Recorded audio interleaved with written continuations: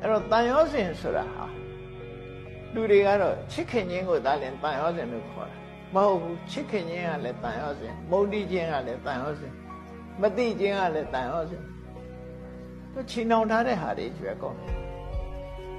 အများဖြင့်တန်ရောစဉ်ဆိုရင်တဏှာပဲတူရထင်းနေကြတယ်ဟိုတန်ရောစဉ်10မျိုးရှိတယ်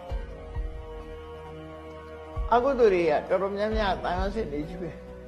ဘာကြောင့်တန်ရောစဉ်နဲ့ခေါ်တော့ဆိုဆင်းရဲဒုက္ခနဲ့ချီနှောင်ထားလို့ပဲအဲ့ဒါတွေကုန်ပြုတ်ထွက်သွားတယ်အဲ့ဒါတွေပြတ်ဖို့ရည်ချီတာဟုတ်အထူးကတော့အဲ့ဒီကိုသွားမြတ်စွာဘုရားတရားတော်ကအဲ့ဒါဖြတ်တာပဲအဲ့ဒါဖြတ်တာဘာနဲ့ဖြတ်တာတော့ဆိုအမှန်ကန်ဆင်ញင်သုံးသပ်ခြင်းဖြင့်ဖြတ်တာအဲ့ဒီလိုမှန်ကန်ဆင်ញင်သုံးသပ်နိုင်မှုကပညာလို့ခေါ်တယ်အဲ့ဒီပညာဟာအမြတ်ဆုံးပဲ